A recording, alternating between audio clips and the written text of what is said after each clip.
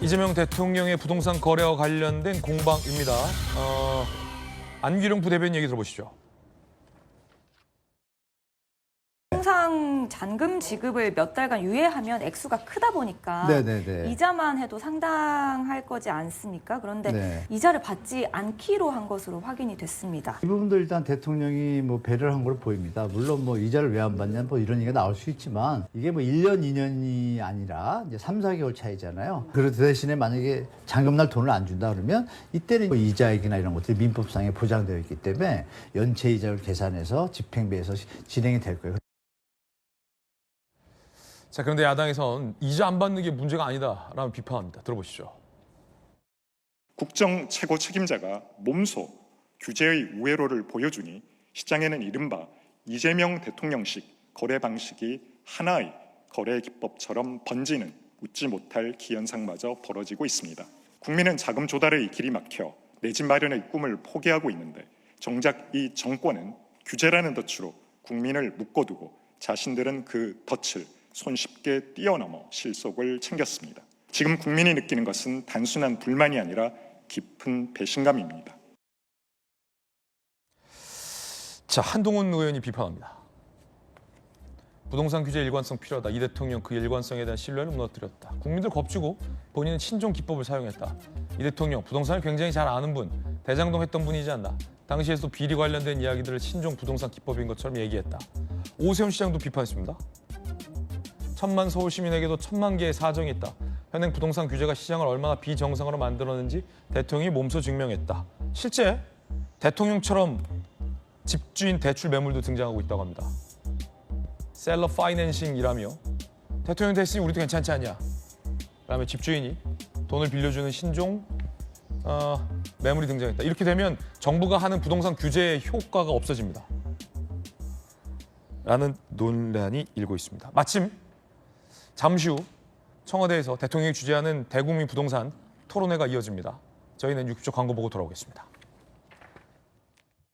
이재명 대통령이 성남 분당구 아파트를 팔면서 매수인에게 설정한 17억 원대 이 근저당에 대해 이자를 받지 않기로 했습니다. 야당이 꼼수라고 자꾸 비판하자 청와대가 이 대통령 집 매매 관련해 직접 설명에 나섰습니다.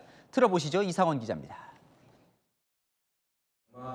경기 분당 아파트를 29억 원에 매각하는 과정에서 매수자들을 대상으로 17억 7천만 원 근저당권을 설정한 이재명 대통령. 청와대는 이에 대한 이자를 받지 않기로 했다고 밝혔습니다. 통상 잔금 지급을 몇 달간 유예하면 액수가 크다 보니까 네네네. 이자만 해도 상당할 거지 않습니까? 그런데 네. 이자를 받지 않기로 한 것으로 확인이 됐습니다. 일단 대통령이 뭐 배려를 한 걸로 보입니다. 꼼수 거래라는 야당의 비판엔 정상 거래라며 반박했습니다. 나는 팔고 싶고 네. 너는 사고 싶고 그런데 돈도 있는데 집을 팔았는데 잔금이 뒤에 있대요. 근데 등기를 좀 빨리 하고 싶대. 뭐 주로 이런 방법을 많이 씁니다. 서로 상의하에. 청와대 측은 무이자에 따라 발생하는 증여세 문제는 규정에 따라 처리될 예정이라고 말했습니다. 약속대로 10월에 전액을 갚을 경우 증여세는 약 200만 원으로 추정됩니다. 청와대는 이 대통령과 매수자는 사적 인연이나 특수관계가 없다고 일축했습니다. 채널A 뉴스 이상원입니다. 야당은 기상천외한 아파트 외상 거래라며 비판을 이어갔습니다. 이재명 대통령이 근저당 이자를 받지 않기로 하자 그 부분도 또 문제를 삼았는데요. 국민의힘 투톱의 오세훈 서울시장도 가세한 모양새입니다. 서창우 기자입니다. 이 대통령이 매수자를 상대로 근저당권에 따른 이자를 받지 않는다고 청와대가 밝히자 장동혁 국민의힘 대표는 증여 문제를 제기했습니다. 부모 자식 사이에도 무이자 대출은 비정상 거래로 보고 세무조사를 한다며 이런 식이면 대출을 빙자한 증여가 무한대로 가능해진다고 비판했습니다. 국정 최고 책임자가 몸소 규제의 우회로를 보여주니 시장에는 이른바 이재명 대통령식 거래 방식이 하나의 거래 기법처럼 번지는 웃지 못할 기현상마저 벌어지고 있습니다. 청와대는 증여세를 규정에 따라 처리할 거라 했지만 야당은 무이자 근저당 자체가 대출 규제에 우회하는 꼼수 매매라고 주장했습니다.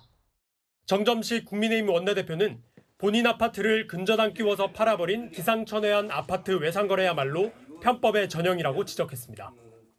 본인들이 만든 규제와 이 법망 내지는 어떤 도덕적 그 최소한의 기준에 대해서 본인들이 계속 아슬아슬하게 넘나드니까 그래서 아마 대중이 분노하고. 오세훈 서울시장은 대통령에게는 방법이 있었고 2억 대출 한도에 묶인 무주택 실소유자에게는 아무 방법이 없었다며 획일적 대출 규제를 손질해달라고 했습니다. 채널A 뉴스 서창우입니다. 유시민 작가가 이재명 대통령을 또다시 직격했습니다. 이 대통령과 친명 세력을 썩은 냄새가 나기 직전인 어물전에 비유하기도 했습니다. 뉴 이재명 세력의 수장은 대통령일 가능성이 높다. 이렇게 직접 겨냥했습니다. 최주현 기자입니다. 이제 1년밖에 안 됐는데 그런 비판하냐. 그러면 몇 년 되면 비판해도 돼요? 아니 비판할 거리가 있으면 꼭 해야 되겠으면 하는 거지.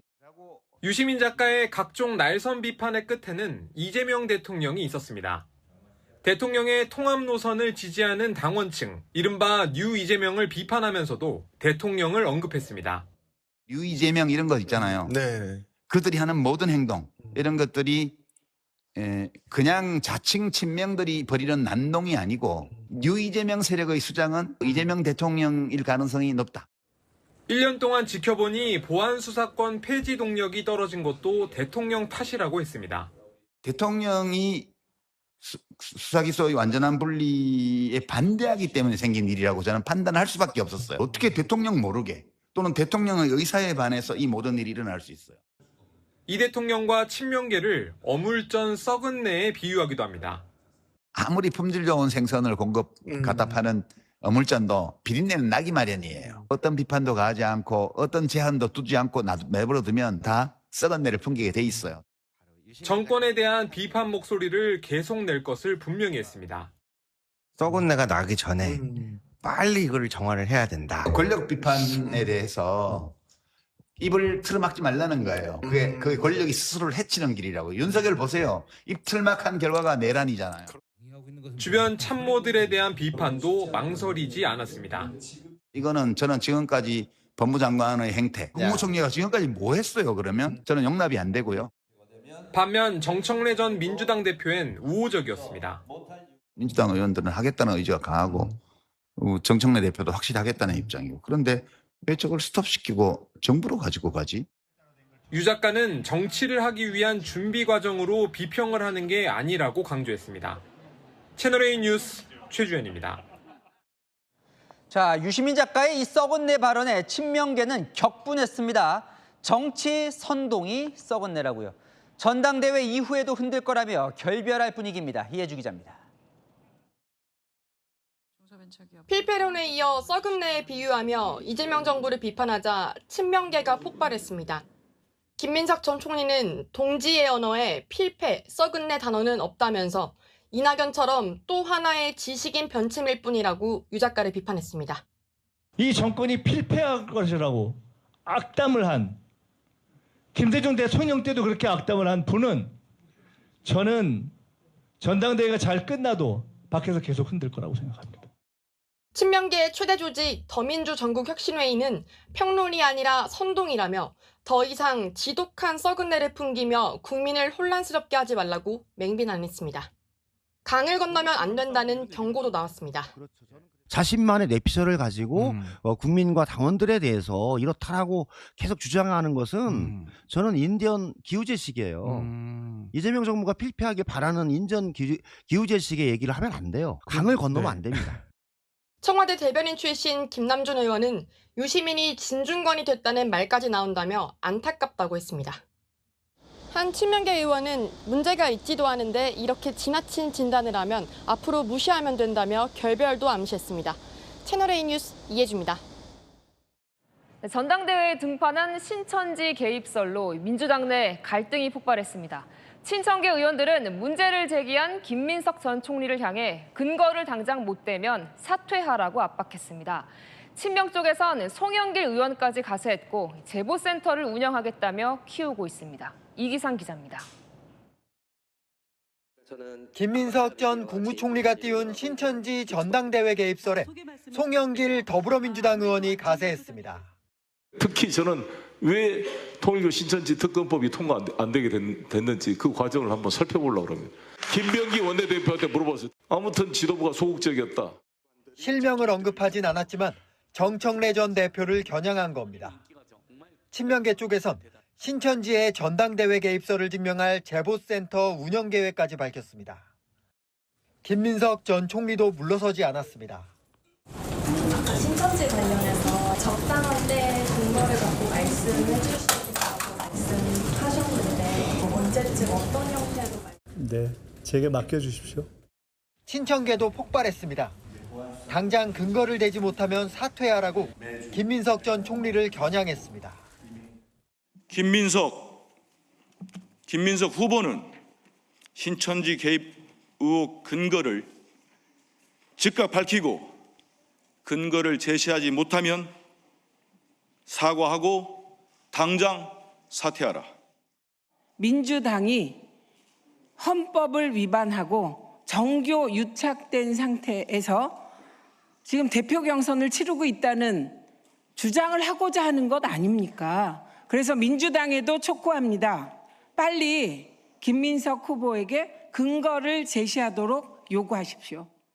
정청래 전 대표는 김 전 총리를 상대로 강력 대응을 예고했습니다.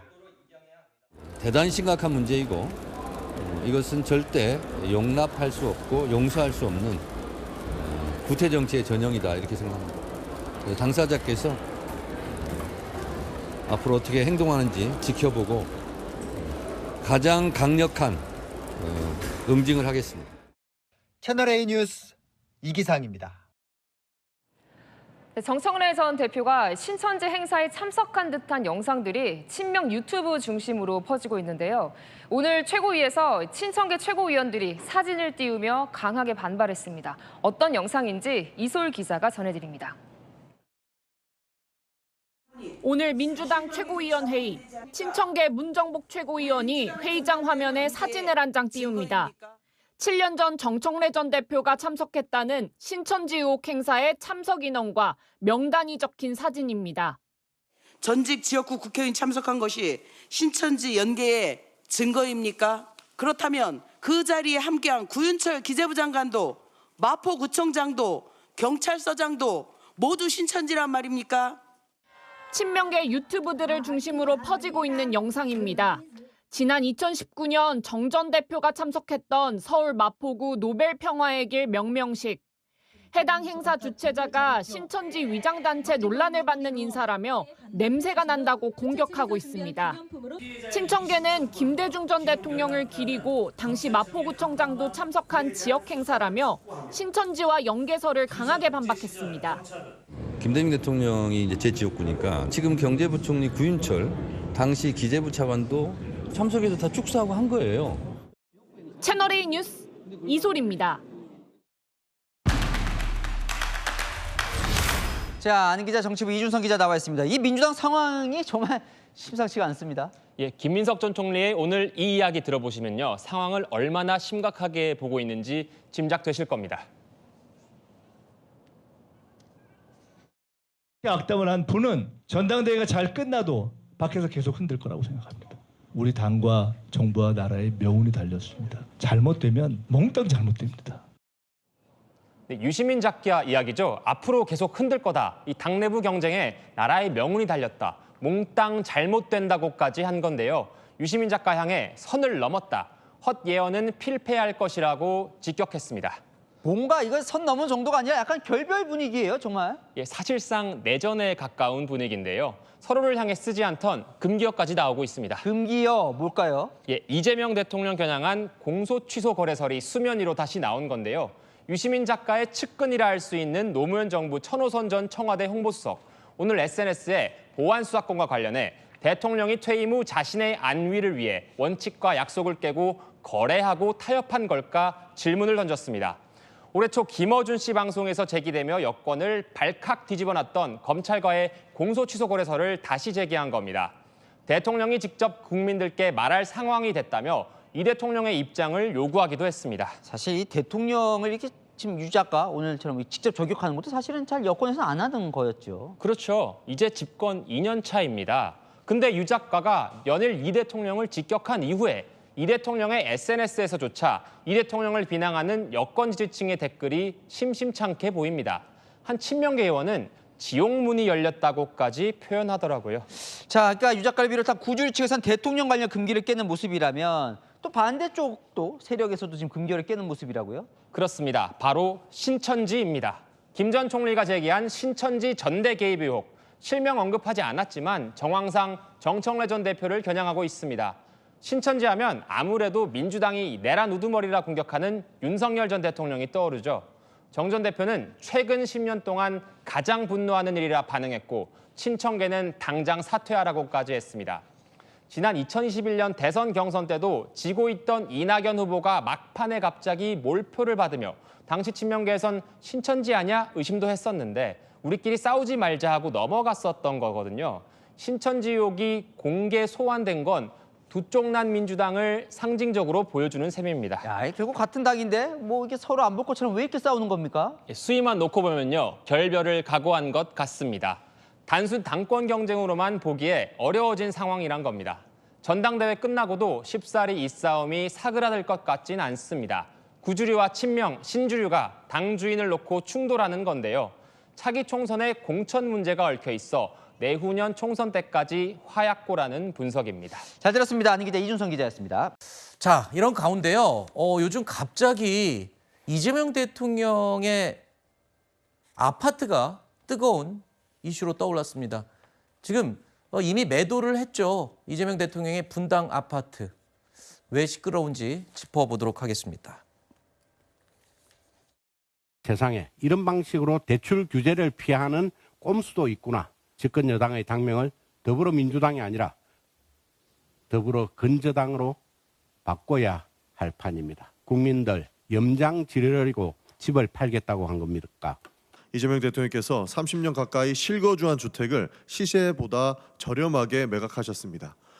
안 팔았을 때는 안 팔았다고 비난하더니 팔았더니 팔았다고 비난합니다. 그냥 당명을 비난의 힘으로 바꾸시길 추천합니다.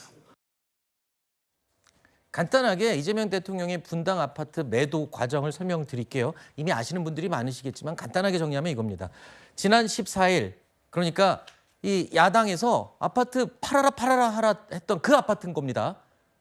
매매 계약을 했습니다. 29억, 시세보다도 낮은 가격에 매매 계약을 했고요. 그리고 이틀 뒤에 소유권 이전까지 다 했습니다. 그러니까 주인이 바뀐 겁니다. 서류상으로도 공식적으로. 근데 돈을 다 주지는 않은 겁니다. 집을 산 사람이요. 일부만 돈을 주고 17억 7천만 원은 근저당 설정. 그러니까 이재명 대통령 부부에게 빌린 셈으로 친 거죠. 이거를 다시 말하면요. 한마디로 이겁니다. 29억 원짜리 아파트를 한 11억 7천만 원의 소유권을 받은 셈이 됐네요. 그 말은 11억 7천만 원의 대출을 받아서 산 게 아니냐. 이게 지금 국민의힘의 공격 포인트잖아요. 그러면 그 외상으로 판 거죠. 네. 예, 돈은 나중에 갚아도 된다. 그게 뭐 법적으로 문제가 되는 건가요? 법적으로는 위법이 아닙니다. 사실은. 네. 그런데 지금 기본적으로 이재명 정권, 이재명 정부의 부동산 정책은 말이죠. 네. 현찰 없으면 괜히 무리하게 대출 받거나 은행 대출 받아가지고 갭 투자 이런 거 하지 말라는 거예요. 그렇죠. 예, 그래서 일반 서민들의 입장에서는 상상도 못하는 일이죠. 이 아주 고가의 주택 아닙니까? 네. 근데 대통령이 지금 부동산 정책의 최고 책임자는 누가 보더라도 대통령인데 네. 이재명 대통령 스스로 그렇게 매매금의 뭐 60%입니까? 17억이죠. 그걸 꿔주고 네. 외상으로 판 거 아닙니까? 이렇게 봤을 때 아니 일반 서민들은 부동산 집 좀 살려면은 그냥 은행 대출을 받기가 이렇게 어려운데 뭐 엄격하게 제한해 놓고 대통령 스스로는 이런 식으로 편법을 통해서 팔았다? 근데 민주당의 반응이 더 웃깁니다. 이재명 대통령이 이득을 본 게 없다. 오히려 손해를 보고 팔았다. 잘한 일이다. 이렇게까지 얘기하지 않습니까? 아니 주변 시세보다 네. 1억이나 2억 싸게 판 거 가지고 29억을 받고 판 거 가지고 이것도 이재명 대통령 말씀으로 따지면 엄청난 불로소득입니다. 그런데 일반 국민들은 굉장히 부동산에 대해서 부동산 투자에 대해서 악마화하고 본인은 정작 이렇게 불로소득을 챙기면 네. 이재명 정권의 부동산 정책은 야 이거 정책 사기 아니야? 네. 이거 완전히 블랙 코미디네. 이런 거를 심어주지 않겠습니까? 알겠습니다. 그래서 이것은 야 이재명 대통령이 오히려 부동산 정책과 네. 관련한 발언들은 완전히 이거는 유체이탈이다 이제부터는. 네. 그렇게 느껴질 것 같아요. 민주당 측에 반론 드릴 겁니다. 잠시만 기다려 주시고요. 법적으로는 문제가 없다라고 아까 말씀을 하셨어요. 그래도 법적으로는 문제가 없더라도 방금 김영우 전 의원께서 말씀하신 것처럼 이거 국민들의 입장과 너무 다른 게 아니냐. 그리고 대출 다 막아놓고 정작 대통령 부분은 17억에 해당하는 대출을 준 것과 다름없는 이런 편법을 쓰는 게 말이 되냐. 이런 지금 지적을 하신 건데 정치권에서는 자신이 만든 대출 규제를 자신이 우회해서 편법을 썼다. 이런 취지의 비판을 하고 있는 겁니다. 불법과 편법이 동원되는 부동산 불로소득은 우리 사회의 공정, 상식을 파괴하고 국민 통합을 저해하는 가장 큰 주범이 됐습니다. 초고가 주택은 실거주 1주택이라도 좀 강화하자는 점에 대해서는 대체적으로 동감하는 것 같네요. 20억도 네. 꽤 많습니다. 20억도 많아요? 예. 그거 하면 우리 큰일 날 것 같은데. 여기 20억 넘어요? 집 없어 이제. 자, 정치권의 목소리들이 막 쏟아져 나오고 있죠. 대표적으로 정부의 부동산 정책과 결을 좀 달리하는 서울시장 대출 규제 묶인 무주택 실수요자들은 못 쓰는 방법을 대통령이 했다. 그리고 오히려 이런 편법을 온 국민에게 알려준 거냐 이런 비판도 있고요. 바로 이 지점입니다. 현행 수도권 규제 지역 주택 담보 대출은요. 보통 이렇습니다. 15억 이하 아파트는 6억으로 제한을 해놨죠. 이것마저도 더 강화한다라는 얘기도 들리고 있고요. 15억 넘거나 25억 이하 아파트는 대출을 받을 때 4억까지만 받을 수 있게 지금 대출 제한을 걸어뒀습니다. 근데 이재명 대통령이 매도한 그 분당 아파트는 29억 원짜리죠. 그러니까 25억을 초과해서 은행에서 아무리 좋은 방법을 쓰더라도 2억까지밖에 대출이 안 돼요. 그러니까 일반인들은 2억 대출 받고 나머지 한 15억 정도는 자기 돈이 현찰로 있어야지 살 수 있는 아파트라는 겁니다. 그런데 일반 서민들 15억 현찰 손에 쥐고 이렇게 할 수 있을까요? 글쎄요. 자, 이런 규제를 정부가 이번에 만들었는데 이 규제를 피하는 편법을 쓴 거 아니냐는 이 지적에 대해서는 좀 반론을 충분히 들어야 될 것 같습니다. 근데 아까 김영우 의원께서 말씀하셨습니다만 네. 대통령이 이런 방식을 통해서 경제적 이득을 취했는가? 저는 거기도 포인트가 있다고 봐요. 물론 손해봤잖아요. 시가보다 싸게 판 거잖아요. 그리고 지금 왜 이렇게 시점, 그러니까 10월 말에 이 근저당이 해제가 되고 돈을 받을 예정입니다. 장부에 네. 대해서. 근데 왜 이 시점에 이거를 급하게 등기를 넘겨줬는가? 네. 결국 지금 넘겨줘야 사실 이 조합원으로서의 자격을 받을 수 있기 그렇죠. 때문이거든요. 그러니까 저는 매수인 입장에서는 이득을 봤다고 생각합니다. 아하. 매수인은 이득을 봤죠. 지금 국민들이 조금 나는 못하는데 저 사람은 이득을 받네라고 느낄 수 있는 사람은 전 유일한 한 명은 매수인이라고 생각하거든요. 어허. 그러니까 사실 저는 국민의힘이 저렇게 더불어 근저당이라는 과도한 비판보다는 저는 이준석 대표가 지적하는 혹시 아는 사람 아니냐? 아는 사람이라고 하면 이건 문제가 될 수 있죠. 누군지는 밝힐 수는 없잖아요. 근데 개인이 매수인이 본인이 언론에 인터뷰나 이런 걸 해서 나는 대통령 아는 사이가 아니다라고 얘기를 했잖아요. 네. 그분이 만약에 이거 나중에 주인 누군지 밝혀질 수도 있습니다. 네. 언론은 충분히 추적할 수 있기 때문에 네. 만약에 알고 보니까 대통령 지인 맞네라고 하면은 엄청난 후폭풍이 있겠죠. 그렇죠. 그러니까 거짓말을 할 가능성은 저는 없다고 아하. 봅니다. 진짜 모르는 사람이 예, 것이다. 그러니까 저는 그럴 거라고 보고 그래서 저는 이준석 대표가 지적하는 거는 타당한 이거 혹시 확인해야 되는 거 아니냐는 건 타당하다고 봐요. 왜냐하면 매수인은 이득을 받기 때문이죠. 아하. 근데 전혀 다른 사람 전혀 모르는 사람이기 때문에 그 이익에 대해서는 글쎄요 국민들이 좀 불편한 감정 저 느낄 수 있다고 생각합니다. 네. 우리는 못 하는데. 그렇죠. 하지만 대통령이 결국은 주택을 팔지 않아도 되는 상황 속에서 그래도 이 주택 정책에 대한 의지를 보여주기 위해서 판매하는 과정 속에서 좀 이루어지는 것이기 때문에 좀 야당 국민의힘의 비판은 좀 과도하다라는 말씀을 드리는 겁니다. 청와대에서도 공식적으로 입장을 밝혔죠. 정상적인 부동산을 통해서 거래가 이루어진 것이다. 그러니까 전혀 알거나 특수 관계인이 아니라는 걸 명백하게 청와대도 밝혔고요. 그거는 말씀하신 대로 금세 밝혀질 거기 때문에 숨길 이유가 없는 내용이죠. 그럼 개인적으로 하나만 여쭤볼게요. 그러면 우리 일반인들도 요번에 저는 알았습니다. 이걸 집주인 대출이라고 얘기를 한다고. 집주인이 대출을 해주는 식이잖아요. 그럼 일반인들도 이렇게 하면 될까요? 뭐라고 못 그러는 거잖아요. 그러면 그렇죠. 우리 이제 일반 국민들도 그렇죠. 집주인 대출로. 예, 근데 이게 지금 성남 양지마을에서 네. 이렇게 지금 이런 거래가 지금 왕왕 일어나고 있다는 거 아닙니까? 네. 왜냐하면 지금 앞뒤로 지금 설명해 주신 바와 같이 그런 일들이 발생할 수 있기 때문에. 근데 지금 이 건에서는 어떤 게 뭐가 다르냐면 거래를 다 완료했다 하더라도 세입자가 있습니다. 네. 그러니까 매수자, 매도인, 세입자 이 3자 간에 지금 여러 가지 관계성들이 있는 거예요. 근데 세입자를 느닷없이 집주인 바뀌었으니까 오늘 나가세요. 이렇게 할 수 있나요? 아마 그렇게 했다 그러면 국민의힘에서도 들고 일어났을 겁니다. 아니 내 말은 집주인 대출 일반인 국민들도 해도 되냐고 여쭤본 거예요. 그러니까 알아서 이걸 하면 완전히 그러니까 불법은 아니지만 실제로 이제 이런 방향으로 가는 것은 좀 이렇게 맞긴 해야 되겠죠. 네. 근데 이걸 완전히 일반화시킬 수는 없는 거죠. 근데 알겠습니다. 저간의 상황은 우리가 따져봐야 된다. 그 아니 근데 말씀 하나만 말씀을 좀 드리면 모든 대한민국 국민들은 집을 사고 파는데 다 복잡한 사정이 있는 거예요. 네.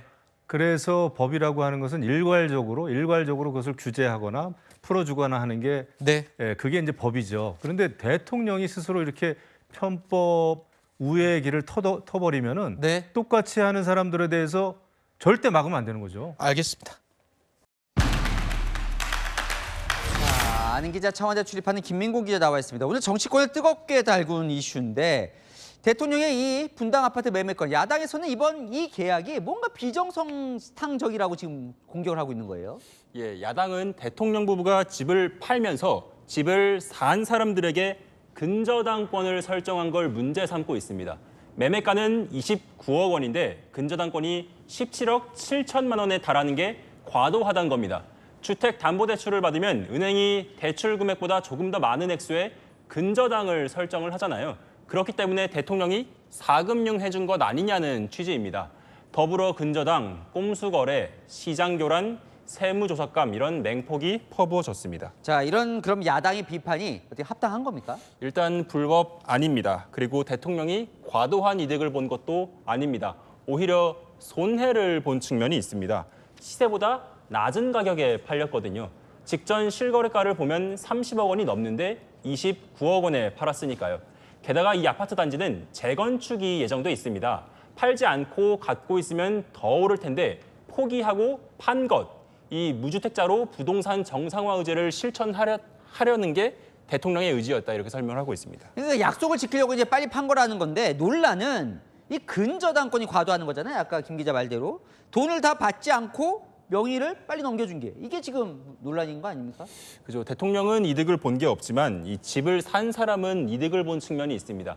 방금 말씀드렸던 이 재건축 이슈 때문인데요. 이달 말이면 이 아파트 단지에 재건축 사업 시행자가 지정될 거란 얘기가 나옵니다. 그런데 새 아파트 분양을 받을 수 있는 재건축 조합원 자격을 넘겨받으려면 이 지정 전에 매매 계약 등기가 완료가 돼야 합니다. 아파트 매수인은 10월 말에야 살던 집을 처분하고 잔금을 치를 수 있는 상황으로 전해지거든요. 당장은 큰 현금이 없다 보니 대통령이 10월에 잔금 받는 걸 전제로 근저당권을 설정해 팔면서 사는 매수인은 조합원 지위를 얻게 된 겁니다. 몇 개월로 기간이 짧지만 매수인은 살지 않으면서 지금 당장 큰 돈 없이 이 집을 살 수 있게 된 겁니다. 아까 뭐 법적으로 문제 없는 또 정상 거래로 볼 수 있는 측면이 있지만 또 정서상은 좀 안 맞는 측면도 있는 것 같아요. 아무래도 이 정부 들어서 이 대출길이 조금 좁아졌잖아요. 모레 대통령이 주재하는 부동산 대토론회에 앞서 시민들 의견을 받고 있는데요. 보면 대출 규제 완화 요청이 많거든요. 은행 대출 받기가 어려워서 현금 부자가 아니면 집을 사기가 아무래도 어려운 상황인데 대통령이 근저당권을 설정해 상대적으로 적은 현금으로 집을 살 수 있는 기회를 준 게 대출 규제 불만에 불을 더 지핀 측면이 있어 보이기도 합니다. 잘 들었습니다. 한희 기자, 김민곤 기자였습니다.